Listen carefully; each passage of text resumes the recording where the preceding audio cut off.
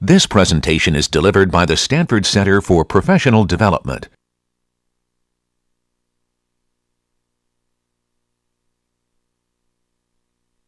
All right, today we're actually going to go over some more of the graphic stuff you saw, talk a little bit more about objects and classes, and get into variables and values and all kinds of goodies.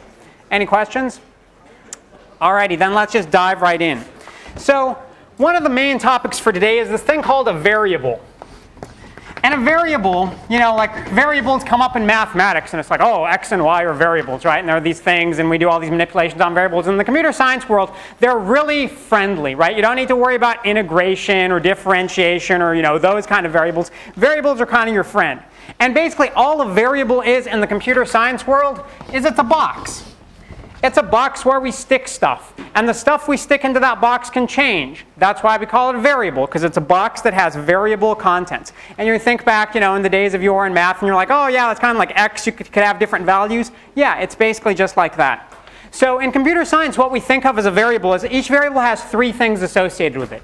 It's got some name, and that's just how we refer to that particular box. It has a type, which is something a little bit different than in mathematics, but the type basically says, what kind of thing does this box store? Some boxes store numbers, some boxes store letters, some boxes will store other things like little objects in the world, but a type is just what's stored in that box.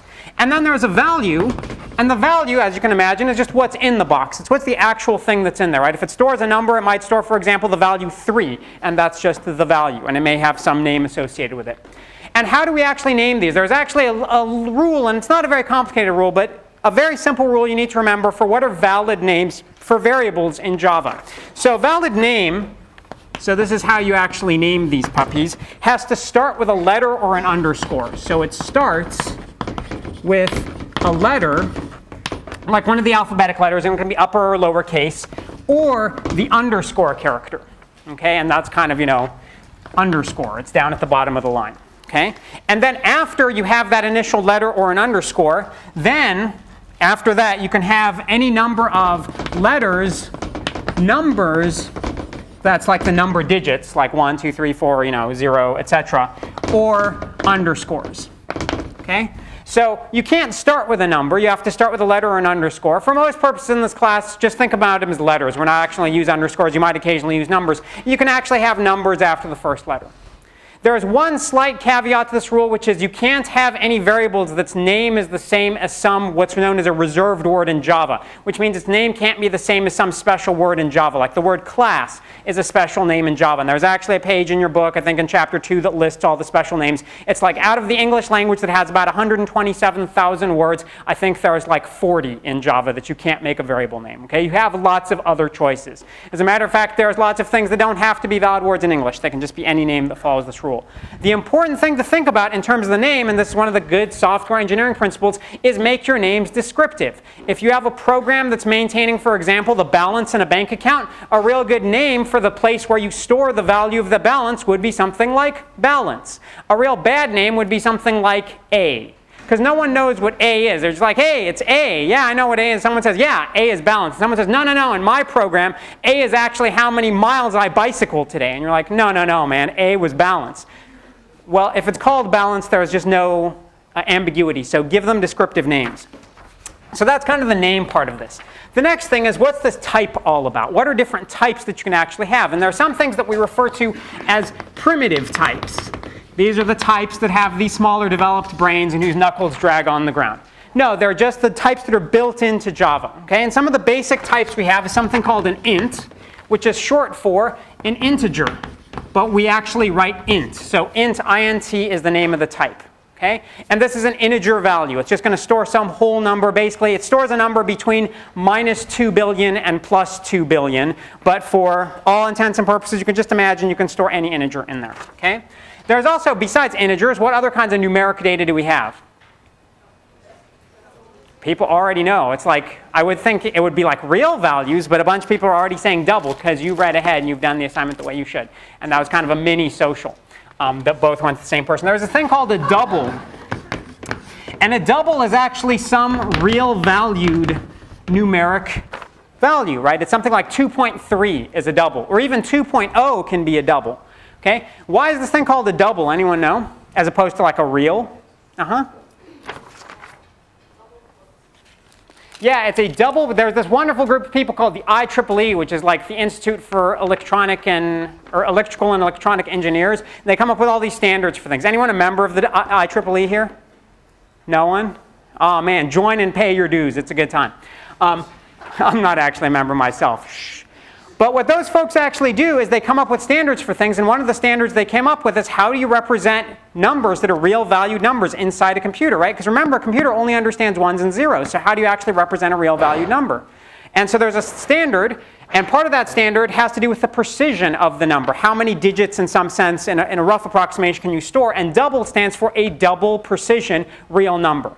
And so for the purpose of this class, all real valued numbers that we're going to use are just of type double. Okay? There's a couple other types that I'll just mention now, and I'll actually go into them in much more detail in a couple future classes. One is called Boolean. And if you've ever heard of Boolean logic, this is a logical value. So this is just essentially true or false. And we'll talk about that in excruciating detail next time, but I'll just let you know that there's a type called Boolean. There's also a type called char or car. And as you can imagine, it's because we like sort of the first syllable of most things, and this is the first syllable of character. Okay? And so we'll also talk about this in, a couple weeks' time when we actually get into some things with characters. But that's just a character. It's a variable. It's a box that stores a character. This is a box that stores an integer, a box that stores a real value, a box that stores true or false, and a box that stores a character. Those would be the different types of them. So one thing so that's kind of types, at least some of the basic types. And then when we think about values, what we actually store in this box, people always get uncomfortable when they see int and they see double, right? And they sort of say, but Mehran, like 2 is an integer, right? And I'm like, yeah. And they're like, but you just told me 2.0 is a double, right? I'm like, yeah, 2.0 is a double. And so the natural question is, why? Why do we have both these things? How come like all integers aren't subsumed by the real values, right? You're kind of the mathematician type, and you're like, yeah, there's like strictly more of these than there are of these. So why aren't all of these just subsumed in here? Why do we even have this integer type? Okay? And the reason we do boils down to a very simple question. And the simple question you want to ask yourself is how much versus how many? Okay? So if you ask someone, let's say you, ask me, just so I won't embarrass you, how much do you weigh, Mehran? How much do you weigh? I weigh about, 155.632 pounds. Okay? That makes perfect sense, right? If I could put a decimal point, I can put as many numbers after it, or I could just say 156. Right? And those are both valid kinds of things. Now, you could ask me, hey, Mehran, how much children do you have? I have 2.3 children. Does that make any sense to you? Yeah, it's like we had 3 until that grisly accident. No. It's that there are sometimes, I know that's just horrible to say, we actually have 1, and he's just fine. There are some times in the world where you care about counting. And when you care about counting, it doesn't make sense to have fractional values. Those things are integers. They are a how many kind of value. When you're thinking about how much, that's a double value. And you actually want to keep these distinct. Because if I ask you, what's the next number after 1, you say 2. Because you're thinking integer. And that's perfectly right. And if I say, what's the next number after 1.0, you say, yeah, you start mumbling and you're like, well, it's not 2.0. That would have been the obvious answer, and that's probably not it. It's, how about 1.000001? And I'm like, no, you missed a couple zeros in there. Just keep going. Wait till the end of the quarter, then put that 1 and come back and talk to me. In real values, there is no next value. Okay, so when you care about counting, it doesn't make sense to use a double. That's when you want to have an integer. And so having these things be a distinct type actually makes sense. And you'll kind of see that as we go along. Okay, so the value is basically just what you're actually going to put into this box over here, and it's going to be some of the values that we actually talk about. So let me show you some examples of how we might use variables, what the syntax for variables actually is in Java. So what we need to do with variables before we use them in Java is we need to declare variables. It's kind of like declaring your love. If you're going to have some box somewhere that's going to store something in it, you need to come tell the world, hey, world, I got this thing called X. It's cool. Check it out. Here's how you do that in Java. You say int x. Okay? What that does is you specify a type for your variable. What's the box going to hold? You specify a name for that variable. In this case, the name is x. And because all statements end with a semicolon, just like you saw in Carol's world, we put a semicolon. What does this do? it creates a box somewhere in the computer's memory that's name is x that's going to store an integer in it. Right now, what does it store? Nothing. We haven't told it anything to store in particular. And so in Java's world, unless you initialize, you always want to think about initializing a variable, giving it some initial value to start off with. And there are some rules that we'll talk about as we go along regarding when Java will automatically sort of give you a 0 value in there, and there's times when it doesn't, and sometimes it can get a little bit confusing. So the general rule you want to remember, and it's also good software engineering, is give variables an initial value when it makes sense. Okay? So how might we give it an initial value? Well, on that same line, rather than just putting the semicolon there, we could say x equals 3. And what that does is it gives an initial value of 3 to x. Okay? So you could actually have the declaration of the variable without the initial value, but you always need to give it an initial value before you use it. So a lot of times we just give it the initial value when we actually declare it. Okay? If we wanted to have something of type double, maybe something called y, we could have double y equals 5.2. And what that means is somewhere in memory we have this thing called y, which has value 5.2 in it, and it's just a real value.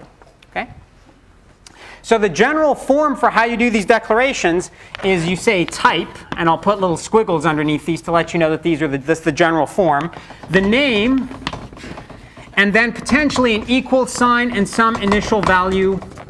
Some initial value followed by the semicolon. And that's how you do the declaration. And so the question that comes up, where do you actually make these declarations?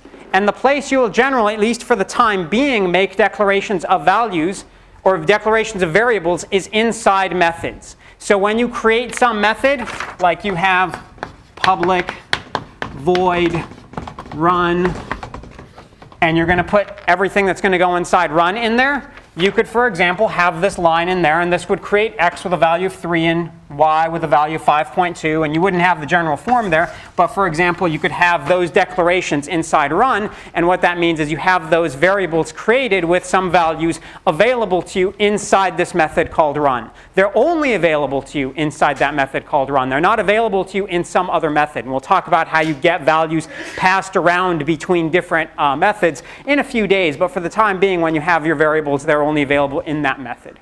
Okay? So any questions about that? Variables or values? Uh-huh. If you have it inside the public run method, will a private method within that run method be able to take that variable? Well, you won't be defining another method inside run, right? You'll be defining another method that's separate from run. It's just a separate method. It won't be available in that separate method, and it doesn't matter if it's public or private. It's just not available there. So this public or private thing that you have here doesn't affect the visibility of your variables. Your variables are always only visible inside the method in which they're declared and set up. Okay? Now, one other thing that we did when we sort of did this equals thing over here, or if we wanted to, we could have actually done this in 2 lines. Rather than setting up x initial value there, we could have said int x, and then we could have said x equals 3 over here and gotten the same effect. And when we say x equals 3, this equals is not equals in mathematics. It's actually what's known as an assignment statement in Java or in most programming languages.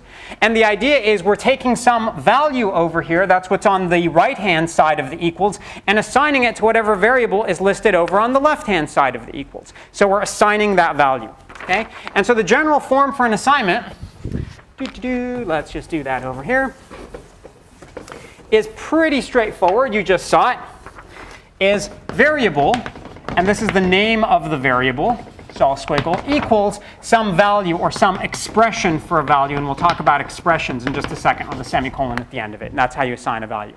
You can assign values multiple times to a variable. It's a variable. The contents change. So you could say, hey, x equals 3, and then down here somewhere, hey, x equals 4. And when you get to this line, up until you get to that line, from here to here, x will have had the value 3, and when it gets to this line, it'll stick a 4 in the box. And that's perfectly fine, because x is a variable. As long as everything you stick in there is of the type of which x is declared, you're OK.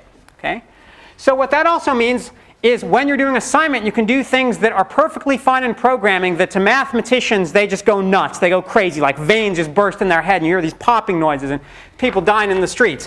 Which is you can say, hey, I have some variable called total. Let me create some variable int total, which I'll give some initial value like 10. And that's a good time. And then I say, hey, total equals total plus 1. And if you're a mathematician, you look at that and you say, no, man. Total can't equal total plus 1. That's just not right. Unless, and then you get into this whole philosophical question about, if this is like total is equal to infinity, and it's like, no, that's not what we're talking about. We're talking about assignment. This isn't equals, this is assignment. So what it says is evaluate the right-hand side, okay? Total, what was total's previous value? Go and looks it up in the box. Over here you have some box for total. Its value was 10. It looks it up. It says, oh, that was 10. I'm going to add 1 to it. That gives me 11. What do I do with that 11? Stick it back in the box named total. So it just says, OK, and it puts an 11 over here, and that's perfectly fine. So it's perfectly fine to do something like this where you take the old value for a variable, you do some manipulation on it, and you stick it back into the same variable. Okay? So with that said, now that you know about variables, we can go back to a couple of the programs that you saw last time, and things will now begin to make a little bit more sense. So if we come to the computer, remember our little friend, add 2 integers that you saw last time. Suddenly, the world opens up a little bit, and we say, yeah, add 2 integers as a console program, right? So it's going to write some text out to a console somewhere. And we have our run method. We print out a line. We know that the method println, when we say that, whatever we put inside the double quotes gets printed to the screen. So it prints out this program adds 2 numbers. So we execute that line, and after we execute it, it writes it out, and it comes to the next line. Lo and behold, what have we done here? We've declared a variable named n1. What's the value for that variable that we're going to assign to it? We're going to call some method. The method we're going to call is something called readInt, and this is a method that's provided for you in console programs. All console programs can do this. The way it works is you give it some text between 2 double quotes. It writes that text on the screen, just like you saw last time, and asks for input from the user. Whatever value the user types in and hits enter, that number is the value that gets what we call returned by readInt. It's the value that after readInt executes says, hey, I got this number from the user. Here's that number. It's kind of giving it back to you. Do what you want.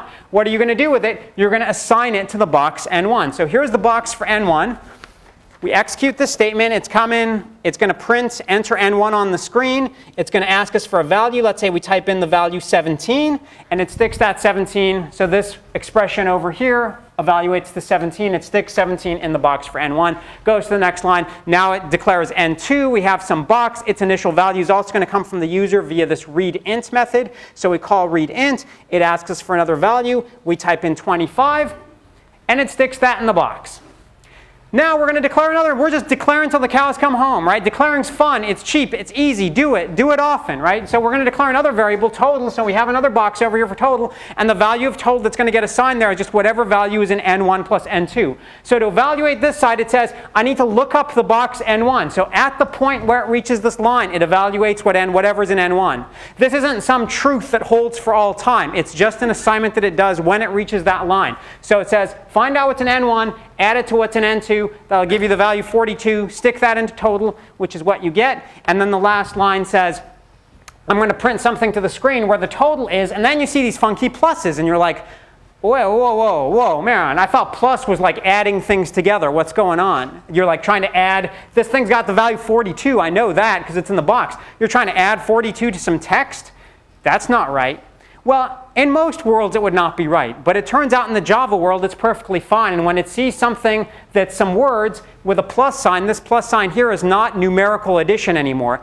This is essentially you can think of as a concatenation operator. It says take whatever text is here and add to that text the textual form of this value. Well, the textual form of 42 is just the characters 4 and 2. So it sort of adds that 42 here and then adds to the end of that a little period. So it concatenates all those things together and then prints them out and says the total's 42. Okay? So any questions about the program? If you're feeling good, like you understand what just went on in the program, nod your head. Rock on. That's what I like to see. All right. So with that said, we can go back to something else we did last time, right? So now you know all this variables and assignments and types, and you're like, hey, Mehran, yeah, that's all good and well, but last time you were telling me about like classes and objects and drawing stuff on the screen. Like, what's up with all that? And this is the time where we actually do sort of the Reese's peanut butter cup. Like it's two great tastes that taste great together. We take some objects over here and some variables over here, and we just slam them together. And now you're going to have variables that contain objects. They taste great, all right? So here are some of the objects that you considered last time, right? We had things called or some classes. You had the GLabel class and the GRect class and the GOval class. These were all these graphics classes, like a label that wrote some text out, or a rectangle or an oval. I'll show you examples of all these things this time. And these guys were actually all classes that are part of a hierarchy of other classes, and the other classes they're all part of is GObject. So what GObject is a GObject is a class. Don't let the name fool you. Some people see GObject and they think, oh, that must be an object. No, GObject is a class. It just means a graphics object. And guess what? A rectangle or an oval or a line or a label are all different graphics objects. So what that actually looks like in terms of the hierarchy, just like you saw last time, is the classes are represented kind of like this in the hierarchy. All of these classes are actually GObjects. Okay? They're all subclasses of GObject, which means they're specializations. So any behavior that GObject has, all of these things have, but they might have their own specialized behavior as well. Now the interesting thing about all this is that when you have classes and you create objects, you can store those objects in a variable. You can say, give me a variable that is a box, and the type that that box holds is an object that's the type of some class. So all classes can actually be used as type names. Okay? Now that's kind of funky. Let me show you an example. Okay? Here's another program you saw last time. Now we can just kind of reveal the mystery about variables. We have this program, hello program, that extends the graphics program, right? So this is going to draw some pictures. Well, what are we actually doing on this first line? Hey, we're doing a declaration and an assignment on the first line. What's the type of our variable? It's a GLabel. So we use the class name as the type. The name is label. So we have a box called label, and what that box is going to hold is any object of the class GLabel. Okay, so that's the type. It's going to hold any object. And the question comes up, how do we get an object of type GLabel? And here's the funky part. The way we get an object of type GLabel is we have to ask for a new GLabel. So we give the name of the class here, and classes, depending on the class, and you'll see some examples of this, will take in or are given some initial values for what we refer to as parameters. And these parameters are all separated by commas. But it's some initial values that this object uses to sort of set itself up. It initializes the object. So objects, rather than just taking one value, can potentially hold multiple values in them. In this case, a GLabel is going to have hello world as some text that's going to display in some location that's 100,75. So we say, hey, GLabel, you're the class. I don't have an object of you yet. You're the class. When I say, give me a new GLabel, it's sort of like going to the factory. You sort of show up at the GLabel factory and you say, yo, GLabel factory, give me a new object. And GLabel factory sort of sitting up there and says, well, what kind of new object do you want? Yeah, I can give you a GLabel, but how's that initial GLabel going to look? And you're providing these parameters that sort of specify what the initial GLabel looks like. So this line has now created a GLabel, okay?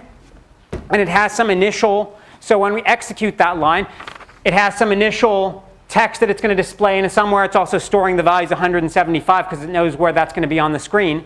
Now what we're going to do is we're going to tell that object to do some additional stuff. The way we tell an object to do something is we specify the name of the variable for the object. Okay, so the object name is label. That's the name of the variable. And so that's what we say here. We don't say GLabel. We say the name of the variable label. Then we have a dot. Then we have the name of the method that we're going to call for that particular object. So that's a little bit different than Carol's world, right? In Carol's world, every time you called a method, Carol was the one executing that particular method. Here, when you have multiple objects, you need to specify which object you want to execute this method. So you say, hey, label. Yeah, I'm referring to you, buddy. Set your font to be this particular font, sans serif, which you saw last time.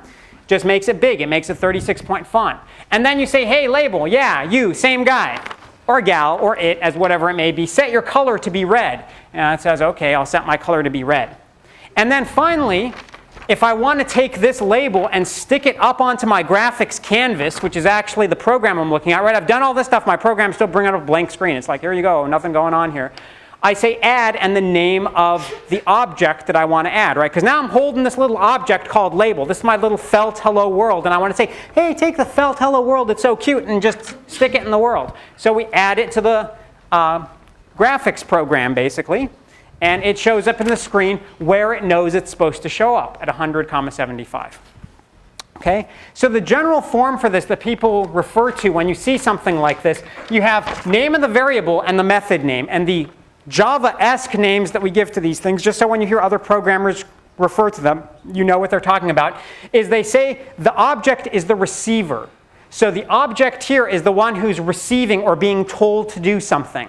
Okay? So the name of the variable is the receiver, and the method that's being called is called the message. So there's this whole notion of sending messages. Kind of like you can think of programming as IM, right? And in your little IM, you have like your friend Bob and your friend Sally and your friend Dave and your friend Label, right? And Label's just sitting there in IM, and Label's not very talkative, but every once in a while you can send a message to IM, which is a form of message that Label understands, and then Label will do something. So this is called the message that we send to the receiver, is kind of the nomenclature. But a lot of times you'll just hear people say, I made a method call on the object, and it means exactly the same thing. Again, we like to give funky names to simple concepts. Okay? So any questions about that? Uh-huh. If you add the label first, then can you set the file to change the color? Yeah, you can still, after you sort of put the little object up there, it says, oh, the object's in the world. And then you can say, hey, object, change your color to red. And that's where it's a lot cooler than the felt animals you had when you were a kid, because it'll just change to red right there on the screen. Because once it's been added, it's up on your canvas. And now any messages that you send to it will actually change its appearance on the canvas. Okay? So with that said, let's kind of go through and understand a little bit more about what are some of these methods or messages that we can send to particular kinds of objects. Okay? So to do that, first let's talk about the graphics world that we live in. There's a couple things you want to think about the graphics world. How do we specify all these things like locations and how is it laid out? Well, the origin's the upper left. So the upper left corner of your graphics window is location 0, 0.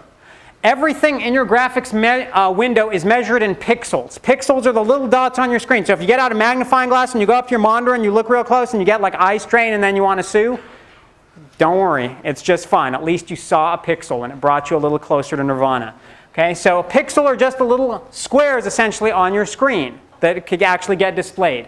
And all the numbers that we refer to are in terms of pixels. So when we think about x and y coordinates, x is how far you go across, sort of across the screen, and y is how far you go down.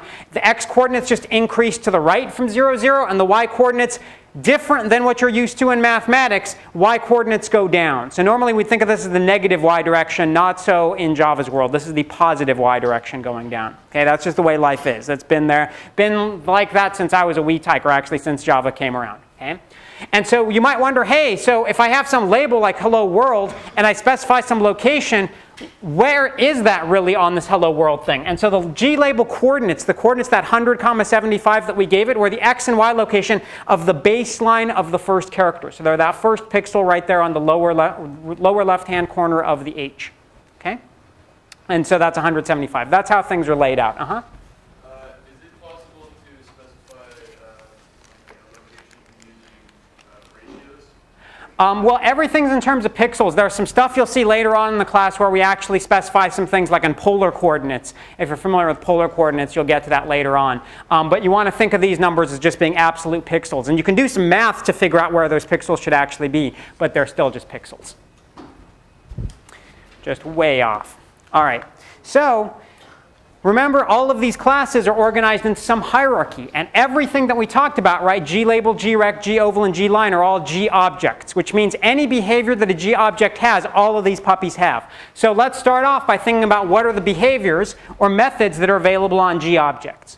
So one is set color. You just saw an example of that, right? You specify the object, you say set color, and you give it some color. I'll show you where the colors come from. And it sets the color of the specified object to the color you just specified as this thing called a parameter. So the thing that's inside the braces, or not the braces, the parentheses, in our formal speak we refer to as parameters. So methods have parameters. They're the values that you provide inside the parentheses when you invoke a particular method. Okay? So there's a single parameter there, color. There's also something called set location, which takes an x and y coordinates. Again, x and y are in pixels, and it sets the location of that object to that x, y. So this method has two parameters, x and y. And you might say, but Mehran, when I created the glabel before, didn't I specify the x and y location when I kind of told the factory to give me one of these glabel objects? Yeah, you did, but you didn't have to. And it turns out there's times you don't want to. You want to just say, hey, give me a label that's got the words hello world in it, and later on I'll figure out where it's actually going to go on the screen, so I'll specify what the x and y are. But until you specify that x and y, it doesn't know. But you can specify it after you've actually created the object is the important thing. And move, and here's a funky thing. You can actually tell an object, like you have your little, hello world somewhere on the screen. It's kind of like the furniture idea of objects. You're like, yeah, I don't like how it looks there. Move it a little to the right. And so there's a move method, and its coordinates, if you're sort of a calculus person, are dx and dy. And if you're not a calculus person, don't worry. You don't need to be a calculus. This is the closest we get to calculus in this class. You're like, oh, rock on. Dx and dy just means how many pixels in the x direction and the y direction should you move this object from its previous location. And these can be positive or negative, because you can actually have something be negative, say in the y direction, it'll move it up on the screen. So it's just the offset, or how much you want to, so think of it as the difference in x and the difference in y. How much do you want to change where it moves? Question? Can you do set location x, y, and then define x and y?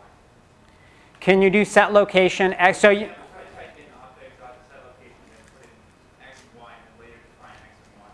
no, if you want to say set location x, y, you're referring to two variables x and y. So those variables x and y need to have already been declared and have values. Yeah, so anything that's a parameter here, you can actually use a variable rather than an actual value, like an actual number. And we'll see some examples of that as we go along. Clipped once again. So where do all these colors come from? It turns out the colors come from a standard library that someone in the Java world wrote that's called the Java AWT package. So if you want to use these colors at the top of your program, and I'll show you an example of this, you'd say import java.awt.star. And these are all the colors. So they're all the name, color, dot, and then what the color actually is. So you just saw an example where we used color.red to make hello world red. But there's all these different colors. And they're all in your book, so you don't need to scribble them down hurriedly. But different shades of black or gray or white, and magenta and cyan if you're sort of a color photography sort of person. But there's a whole set of colors, and you can just go to town on them. Okay? So all GObject, all of these things respond to these methods, because these guys are all objects. So any of those three methods will work on any of these objects of any of these types. But there are some additional behaviors or some additional methods that some of the specialized classes, the subclasses, actually implement. So glabel has some additional things that it does beyond just what a GObject in general would do.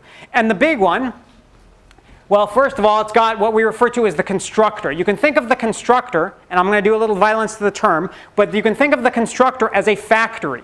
Okay? What the constructor says is, hey, I want a new one of these guys. So I use the word new, and then I specify the constructor. Okay? The constructor is the name of the class of which you're going to get a new object, and then some initial parameters. So the initial parameters for a glabel, for example, could be what you just saw, the text that you want to display and its initial x and y coordinate. Okay? There are some other ones. For example, you can change the font, right? It makes sense for a label. Like, it doesn't make sense for a square or rectangle to say, hey, square, your font's going to be Helvetica. And the square's like, I'm 4 lines, man. I don't have a font. What are you talking about? Right? That's why the notion of setting a font isn't something that all GObjects have. It's only something that glabels have, which means grect and goval and gline don't have a set font. This is just something that you can do with a glabel. And what it does, it says specify the font that you want that label to show up in on the screen. And the general form for specifying fonts, this is all in your book, and it shows you an example of fonts, but the general form is inside double quotes, because you're going to give it as a piece of text, you specify the family of the font. That would be something like Times or Helvetica. The style of the font, which is it plain or bold or italic or bold italic. So yeah, now in fact you can do like all those funky things your word processor does. And then the size of your font, how big or small you actually want it to be. And you specify that as some text, and that would be what you send over to this set font method to set the text. Okay, so any questions about that? Uh-huh. Do you have to import anything specific to access all the fonts? No, you get them all through graphics program. Rock on. All right. So how do we draw some geometrical objects? Oh, another question? Yeah. So you said we should import Java AWT if we want the colors, but do we also get that just importing the graphics program? If you're doing a graphics program without any colors, you don't need java.awt. If we're doing one with color, then we need Java.awt Yeah, in addition to graphics program. And I'll give you an example of that in just a second, so I'll actually show you a program that has it. So drawing geometrical objects. It turns out some of these other guys have funky things that you can do specifically with them. So first of all, there's the constructors, the factories from which you can build new things. So how do I make a new rectangle? I say, hey, I want a new G-rect. I specify the x and y location that's the upper left-hand corner of that rectangle, and then I specify the width and height of that rectangle in pixels. Okay? So that's the basic idea, is upper left-hand corner and then x, y, and then, height or width and height of the rectangle. Similarly for oval, ovals are kind of funky because you look at this and you're like, hey, I have an x and y and a width and a height. I didn't like width and height like ovals. I thought an oval was defined by like two foci, right? And that whole thing, like when you have a string, you ever do that? You stick the two like nails in a board and you put the string around it and you draw. Anyone? There's like two people. Yeah, sorry. Do it. Go get a piece of wood, stick two nails in it, put some string around it, get a pencil on one side, you can draw ovals. And you can draw like one, and if you're like 6 years old, you'll draw like 1,000. And if you're, 18, you draw one, you're like, yeah, that was just stupid. But the basic idea behind an oval is the reason why we specify it this way is you specify sort of an imaginary rectangle for the oval, and the oval shows up as an oval that just happens to touch the sides of the rectangle, which is how we sort of specify how wide and broad it is. So think imaginary rectangle, and sort of the four ends of the oval would actually be touching it, and I'll show you that momentarily. G-line is very straightforward. G-line, the way we specify line, just like in the days of yore with Euclid, line is defined by 2 points. Right? That's an infinite line, but we can think of where it ends at the 2 points. So we specify an initial xy location and an ending xy location, and it will just draw a line between those 2 points. Pretty straightforward. For set location, it's defined as the lower left corner of your object, and the G rectangle, your coordinates are the upper left corner? Well, for set location, it's the lower left corner for textual objects. And then it becomes different for rectangles and ovals and stuff like that. Yeah. So it's a slight variation, but that's just because we're trying to deal with text and rectangles symmetrically, and it's tough to do. Okay.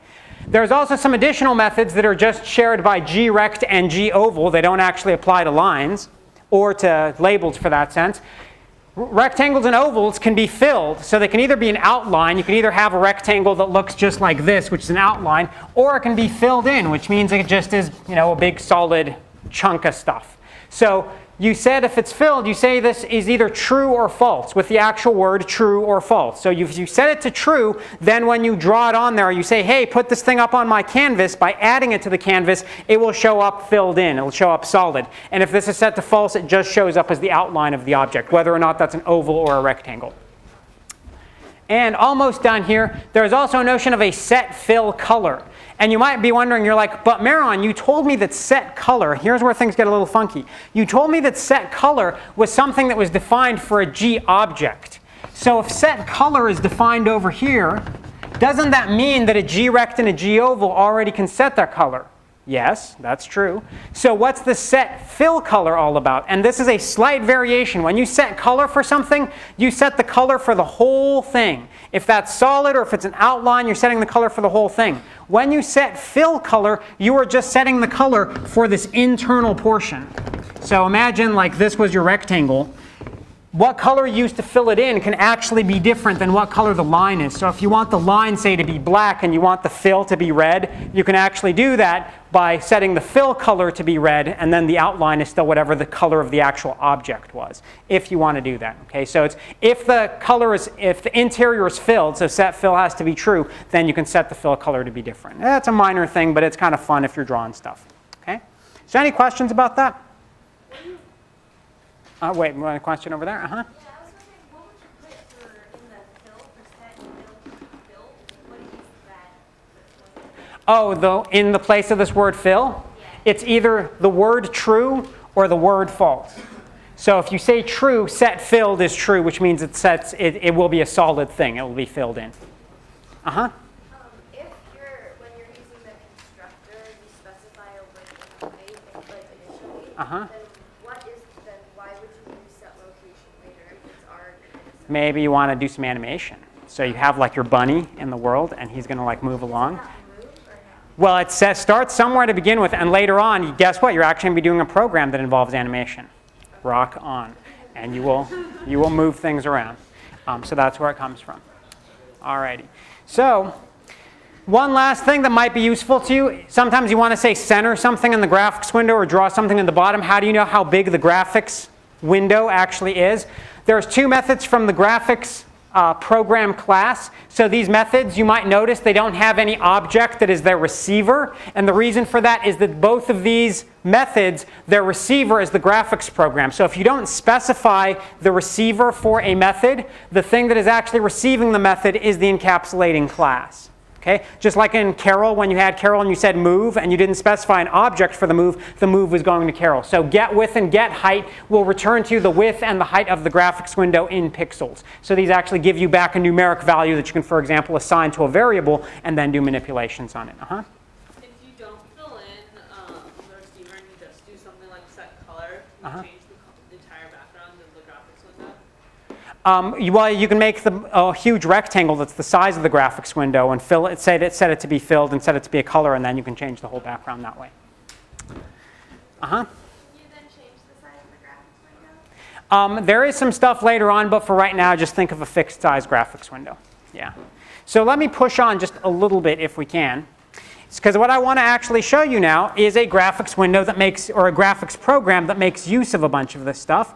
So over here, here's a little program called Fun Graphics. Okay? And so we have a comment up at the top, and here are all the imports you need. Notice I commented these for you. We need acm.graphics* because we're going to write a graphics program. We need acm.program.* because all programs that you write in this class are going to need that. And because we're going to use colors, we additionally need java.awt.*. If we weren't going to use colors, we wouldn't need that, but it's needed for the colors. The program we did on Monday didn't have Java AWT, but you changed the font. It did. It might have just been hidden. Because sometimes it just appears hidden until you expand it out, but it actually had it in there. So here's what we're going to do. Let me just run this program, show you what it displays on the screen, and then show you how we actually get that display. So it's just like, hey, Mehran, you're just drawing garbage on my screen. No, there really is a method to this madness. Not really. There are multiple methods to this madness.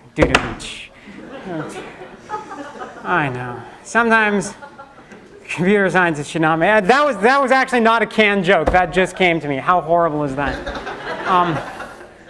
So here's what's going on. We drew a bunch of stuff on that screen. How did it get there? Well, hey, hello world. We probably knew how that got there. This should all be familiar to you now. We got a new G label. We had some variable called label that we assigned it in. We set its font. We set its color to red. Because we set its color to red, that's why we need java.awt, because we're using colors. We set its color to red, and we said, hey, I got hello world. Throw it up on the screen. So we add label. You give it the name of the variable, and whoosh, there it appears. Over here, we say, hey, grect. I want a new rectangle that's upper left-hand coordinate is 10, 10, and its size is going to be 50, 50, which means it is a square. It's not filled in, and I haven't specified its color, right? So if you don't say set fill, it's automatically not filled in. If you don't specify the color, it's automatically black. And then I add it, and then you get that little box all the way up in the upper left-hand corner. Then I say, hey, you know what? I want some other grect that's cooler because it's going to have colors and it's going to be bigger and badder and it's going to be nationwide. And so what it's going to do is I'm going to have rect2, which is another variable of type grect. It's perfectly fine for me to have multiple objects of the same type, which is a new grect that's upper left-hand coordinates is 300, 75, and whose size is honkin'. It's 200 by 100. So it's this big, long thing. And it's going to be filled in, and I'm going to set its fill color to be red. So the whole thing is red. Throw it up there. And so what I get is that big rectangle. Just ignore the big green oval in front of it for right now. I get this big red rectangle up there. And I say, well, that's kind of cool, but I want to see what this oval thing is all about. So hey, Mehran, make me an oval. And I'm like, all right, well, GOval will make you an oval. And the dimensions of the oval, its upper left-hand coordinate and its size are exactly the same as the rectangle. And the reason for doing that is so to show you the oval in relation to the rectangle that you specified. Its set filled is true, and its set fill color, not its set color, but its set fill color is set to be green, which means the internals of it will be green. The outline of the oval will still be black because we did not set its color, and then we add it. And there you get that green oval, and you can notice its four ends touch the same four ends as this rectangle. And if you look real closely, there's actually a green line that demarcates the oval, and then the middle fill is actually green. It might be a little hard to see, but that's the case. Then we also have a line. So I will just call this my funky line. And my funky line is a line that starts at 100, 150 and extends to the location 200. 200, 175. And there's my funky line. Yeah, it's a funky line, all right? And then I add another thing, and you're like, dude, where's my line? And so dude, where's my line is a line that should cut across the entire graphics window because it starts at 0, 0. Well, not the entire graphics window. It starts at 0, 0 in the upper left corner and goes to 100, 100. And this is a common error, which is why I show it to you. And you look up there and you're like, but Mehran, there's only one line, and that's your funky line. Or my funky line, as the case may be. Dude, where's my line? And it's not up there. Why is it not up there? Yeah, you did not add it to the graphics content, okay? Common error. People will go ahead and create something and they'll add all the colors and they'll set all the sizes and they'll be like, oh, I'm rocking. And then they run their program and nothing shows up and they start tearing their hair out and beating their section leader and it's a bad time. And they're sitting there contemplating life in jail and then they realize, I just should have added it to the canvas, right? But you can't give that as an excuse to the judge, all right? So any questions about that? All right, let me very quickly, I need to push on real quickly. So I want to tell you a little bit about expressions before we finish up. And we'll do more expressions, but you need to know some basic stuff on expressions.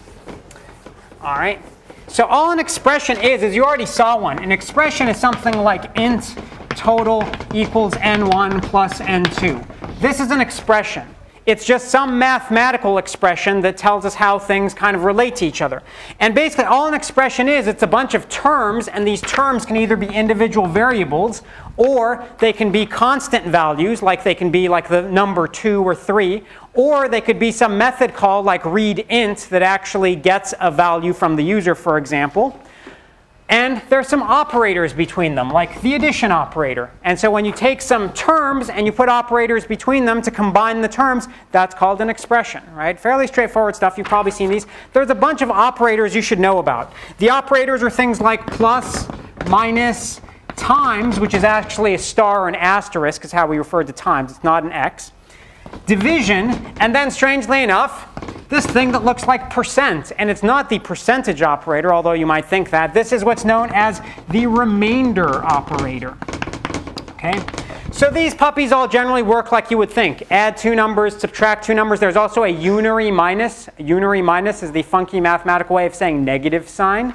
So you could actually say like equals negative n1 plus n2. That's a unary minus. That's perfectly fine. Okay? Or you can use that same thing, as subtraction if it's between 2 terms. Multiplication, division. The thing about division that is funky is it depends how division is used. Okay? I'll tell you a little bit more about that next time, but I want to talk about remainder right now. And remember back in 2nd grade when you did like short division and you said, oh, I had 5 and 2. How many times did 2 go into 5? 2. And then you were like, remainder 1. Anyone remember that? Wasn't that such good times? Like I loved remainder. Like that's the only like math I was like, oh, there. And when the remainder was 0, I got pissed. But that's what remainder was all about, was just what's left after you do the division. So that's the way you should think about percentage. It's the remainder operator. And you're like, so how does that work?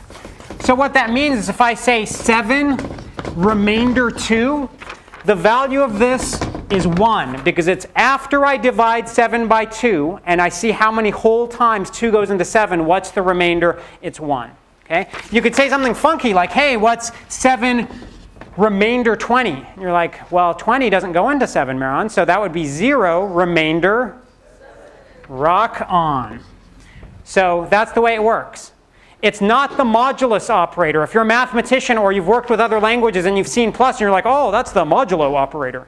It's not in Java. It's remainder. And if you try to apply it to negative numbers, unexpected things, well, it's not unexpected. It's just not what you would have expected in a mathematical sense. So as far as you'll see it in the book and everything we do in this class, just apply it to positive integers. And you can only apply it to integers because there is no remainder with real valued values. With doubles, there's no remainder. And so when we come back next time, we'll talk a little bit more about some of these expressions.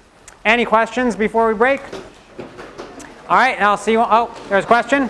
Why don't you just come up and ask it? Thank you.